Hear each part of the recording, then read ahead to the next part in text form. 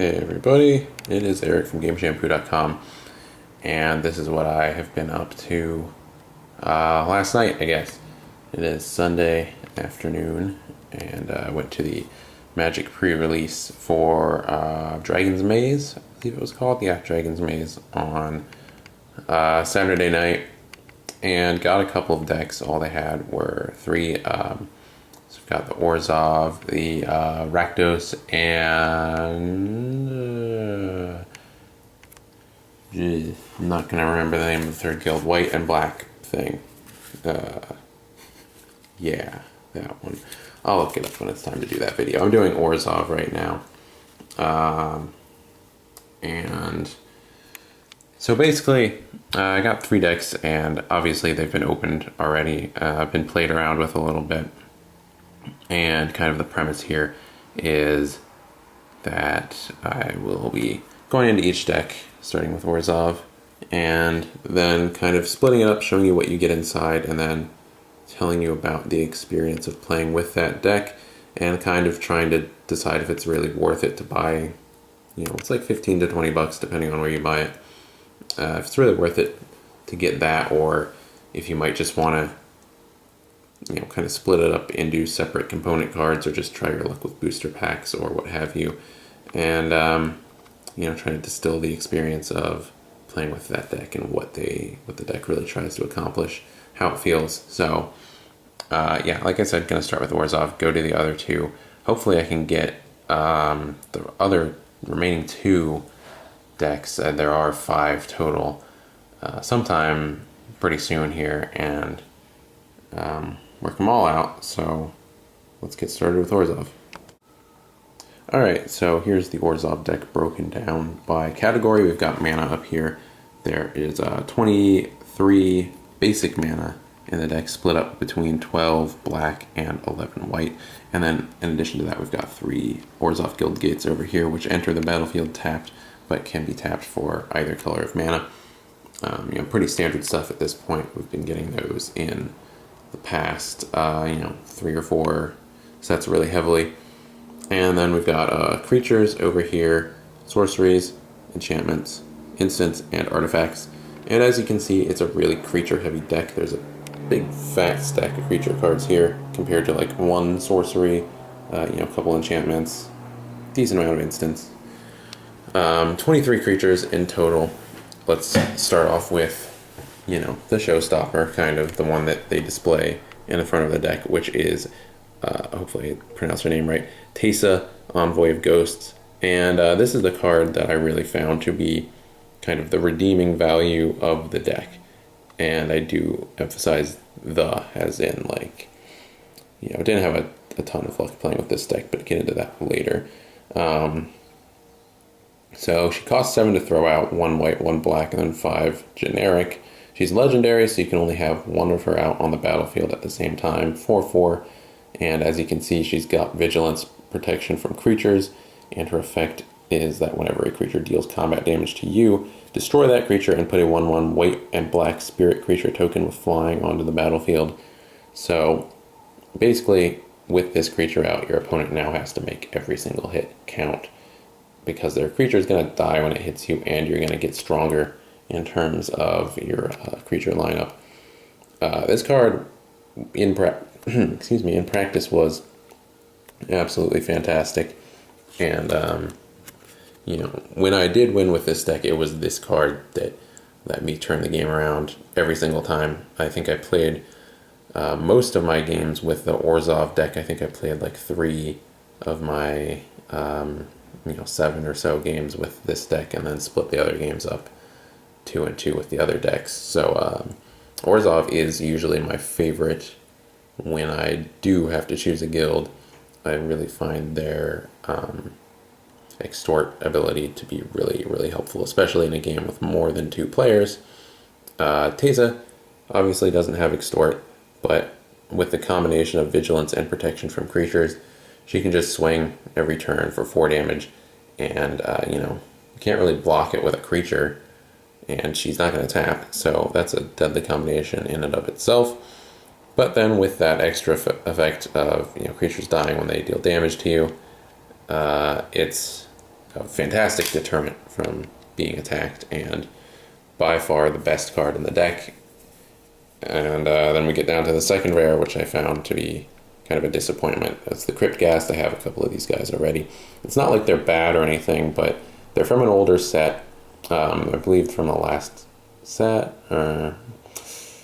My memory kind of fails me in terms of remembering the symbols and connotating them with whichever sets. But it's from an older set, pretty recent. But 4-drop 2/2 with Extort, and whenever you tap a swamp for mana, you can add a second swamp, or you do add a second swamp to your mana pool. So it's excellent for both extorting and for just casting bigger spells. It's clearly made to extort stuff, because every time you play a spell, now when you pay 1 black mana, you're actually paying 2. You get to extort twice. But I have a white-black deck already that was around, I think around when 2013 came out, so just around when they were starting to kind of debut some of this stuff, and that kind of focuses on lifelink and throwing out really big, powerful creatures that also have lifelink, like some Avacyn stuff and stuff like that. Totally blanking on the name of the demon. I need to not blank on all this stuff. But powerful creatures with lifelink, and that's also really helpful for getting big stuff out. So it's a good card. I think it's a really good combination of Extort and then its ability. But it's old, so if you're looking into buying this deck, know that you can get that pretty cheap by itself, and the rest of the deck might not necessarily be worth the hike that you would be paying on these two cards like by themselves. And I did get an extra Teza in one of the booster packs that came in the deck, because note that each deck comes with 2 booster packs. So let's get to the rest of the creatures in here. Those two are kind of the main show. And now we have the Tithe Drinker, 2-drop with lifelink and extort. It's a 2/1 vampire, and we have 2 of those in the deck. So I'm just gonna put those aside. Next up is the Smog Elemental. It is a 6-drop flying creature with 3/3, and creatures with flying your opponent's control get -1/-1. It's a solid card. It costs a little much to cast for my tastes. But that effect is good at grounding, killing flying creatures if they're weak enough. Then we've got the Kingpin's Pet, 3-drop flying. It's got Extort and 2/2. It's been around, don't need to focus on that too much. Bazaar Krovad is up next. It's a 5-drop. It's a beast creature. Whenever it attacks another target attacking creature, it gets +0/+2 until the end of turn. Untap that creature. It's 2/5. Next up is the Silicate Guards. It's a 3-drop defender and extort 1/4. Nothing too crazy. Been around before. Again, Basilica's creature. Been around before. Flying extort 2-drop 1/2. Don't need to focus on it too much. You get 2 of those. Ubal Sar Gatekeepers. I'm hoping I'm pronouncing that right. Ubal Sar. 4-drop zombie soldier. When Ubal Sar Gatekeepers enters the battlefield, if you control 2 or more gates, target creature an opponent controls gets -2/-2 until the end of turn. And it's a 2/4. And I believe you get 2 of these in here. Let's see. Yep, 2. The next creature up is a Bane Alley Blackguard. It's a 2-drop and it's a 1/3. Simple stuff. It's a rogue also, so that is relevant for certain cards. Sin Collector is up next. It's a 3-drop human cleric. When Sin Collector enters the battlefield, target opponent reveals his or her hand. You choose an instant or sorcery card from it and exile that card. That's a pretty nifty card for a 3-drop. And, especially if you're playing against like a red-blue kind of combo deck, which kind of tends to focus a lot on instants and sorceries, can be a really helpful effect. It can be a real boon. And I think it's one of the better creature cards in this deck overall. just kind of throwing them all in a big stack here. But aside from the 2 rares, kind of like I said, I'm not a big fan of most of the creatures that come in this deck. Anyways, up next is the Steeple Rock. It's a 5-drop bird with flying and first strike. It has 3/1. There's 2 of them in the deck. And next is Maw of the Obsidat. Something like that. I like the art on this dude. Pretty gnarly. This has this weird headpiece thing, and he has a stomach mouth, and dudes are just jumping in there. It's a 5-drop. It's a thrall creature. Sacrifice a creature, and creatures you control get 1/1 until the end of turn, and it's a 3/3. That's fine, like, in terms of an effect, but I don't really get, there's 2 of them. I don't really get why that necessarily has a place in this deck aside from, Thesa's effect of putting out a 1/1 white and black spirit token.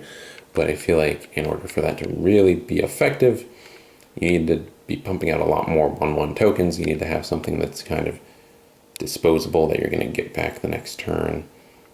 If you have a constant supply of tokens coming out, you can easily power up all your guys by sacrificing a bunch of creatures, and then you don't have to tap anything to do it. You can do it repeatedly. You can easily power up all your guys really quickly, but in the context of this deck, I just don't think it really makes any sense. And then you get to, by far the most infuriating card in this deck, the Dark Revenant, which you get 2, because having 1 is not terrible enough. I found this card to be much more annoying for me than it was for my opponent, and I drew at least 1 of them in every game I played, despite shuffling the crap out of this deck, and lost the first game I played with this deck specifically because of the Dark Revenant. It's a 4-drop spirit creature with flying. When Dark Revenant dies, put it on top of its owner's library, and it's a 2/2. So you get a 2/2 flying for 4 mana, which isn't a good deal no matter how you slice it. And then when it dies, you put it on top of your library. So, I ended up in these situations where, my opponent swings with a powerful creature. All I've got to block with is Dark Revenant. Block with it, goes on top of my library, and then the next turn I draw this crap card again. Instead of drawing something that might actually be good, you're just drawing a mediocre, overexpensive flyer again.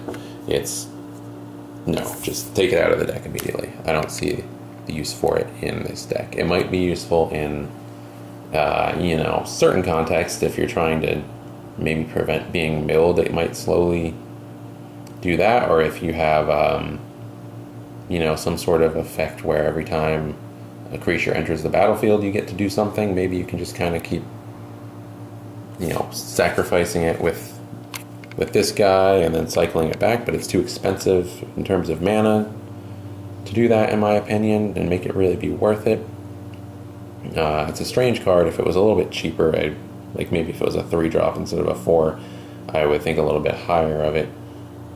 As is, feels just a little too restrictive, and it ends up being really annoying.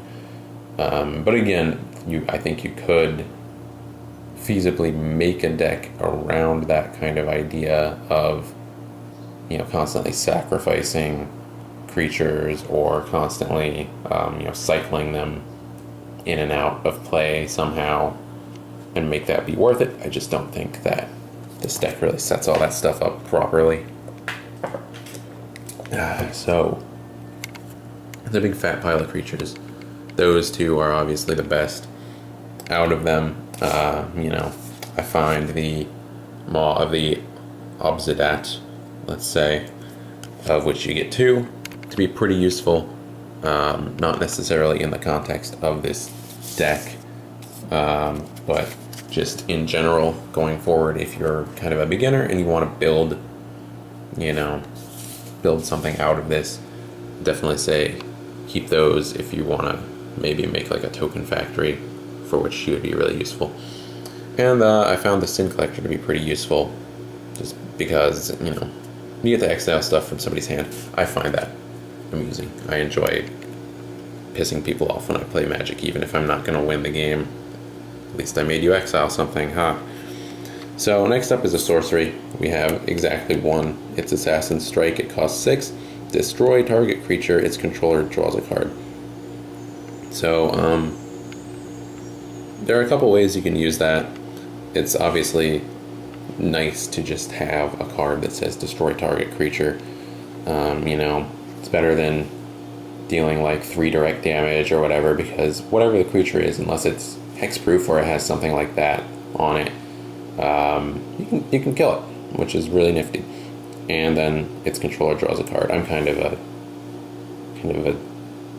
I don't know, spiteful Magic player, and I don't like casting cards that help my enemies in any possible way. So them drawing a card just kind of makes me sad, but still, it's very useful. And then if you're really super desperate for a card or something, or you know that you're going to get something amazing next up, you can always destroy one of your tokens and then draw a card yourself, but that's a super expensive draw a card kind of, you know, sacrifice to make. Next up is enchantments. We've got 2. Dying Wish, which enchants a creature you control, and when it dies, target player loses X life and you gain X life. And then we've got Gift of Orzhov, which gives a creature 1/1 flying and lifelink. Neither of those are new, so I'm not going to dwell on that at all. Next up are the instants. Fatal Fumes is the first one. Target creature gets -4/-2 until the end of turn. Next up is Riot Control. You gain 1 life for each creature your opponents control. Prevent all damage that would be dealt to you this turn. That's very useful, especially if you are playing against a token deck or like some kind of, you know, factory that just keeps pumping stuff out. Another Fatal Fumes. Looks like I forgot to go through and put these in order. So here is kind of what makes this new set cool. If you've been playing Magic for a little while, you'll know that this is not a new thing, but it's cool to see it return. And it's actually kind of a twist on some of the double-sided stuff that was happening before, but this mechanic predates that stuff. So we have these double cards where you can cast one or the other. So you've got Profit or Loss. Creatures you control get 1/1 until the end of turn, or creatures your opponents control get -1/-1 until the end of turn. But the new mechanic here is Fuse, where you may cast one or both halves of this card from your hand. In other words, you can pay 2 to do Profit, you can pay 3 to do Loss, or you can pay 5 to do both. So that's cool. And let's flip it back around. For Crypt Incursion, it's a 3-drop instant. Exile all creature cards from target player's graveyard. You gain 3 life for each card exiled this way. Those are all the instants. And then on to the artifacts. Just 2 Orzhov Clue Stones. These are new for this set. You can tap it to add black or white mana to your pool, or tap one of both types of mana and then tap the card, sacrifice it, and draw a card. There's an artifact version of this kind of thing for every guild. So, you know, pretty common thing. So if we zoom out to the wreckage, that is the Orzhov deck. And, you know, kind of touched on this already, but I did not find playing with it to be an incredibly satisfying experience over the course of 3 games, you know, which is 3 games. I felt like I was pretty used to Orzhov and kind of what they were supposed to be trying to do. You know, I played them in a prior pre-release and did really well, mostly thanks to Extort, which a lot of cards in here are lacking. I do think that the rares are really good. I think that the Crypt Ghast is, you know, it's an old card, but it's a good card. If you don't have it yet, at least you get it in here. And I think Teysa, Envoy of Ghost, is the card in this deck. You know, probably not surprising, but it is by far the best card in this deck. It's a great card on its own merits, and super, super strong. And, you know, it'll help you win some games. That stuff, pretty useful. You know, that stuff is, you know, take it or leave it. It's okay, but if you're going to be serious about building a deck, you're probably going to want to toss most of it out. Same goes for a lot of the instants and sorceries and stuff in here. You don't really get a lot of flexibility in terms of the sorceries or the instants that you get. It's a really heavily creature-focused deck, but without extort on most of these creatures, you end up just kind of finding a lot of them to be kind of useless, or maybe to be more accurate, not playing properly to the theme of Orzhov, and it just ends up feeling a little weak. This is just a little too straightforward, I think, for what Orzhov is really good at, which is slowly whittling people away. There are only a few cards in here that really touch on that theme. Crypt Ghast and the rares, and then we've got the Basilicus creatures and the Kingpin's Thrall or Kingpin's Pet, for example. But there's not enough. And I think that if you want to build a good Orzhov deck, I say go online, buy Crypt Ghast, buy Tesa, yeah, definitely. And, maybe then just kind of search yourself on, like, Amazon, or, there's probably cheaper places to get it than Amazon, eBay, whatever collectibles website you use, and search individually for cards. You can probably put together a much stronger deck for $15 than you could just going out and buying this for $15 to $20. So that's kind of been my experience with the Orzhov deck. And let's see, specifically it's called the Orzhov Power, which I found to be kind of inaccurate. And then here's the box, which comes with the usual Magic promo stuff, MTG rulebook, and then a Dragon's Maze kind of overview of, like, hey, here's our decks, here's what's in them, that kind of stuff. So that's been my experience with Orzhov. That's the deck, and thanks for watching.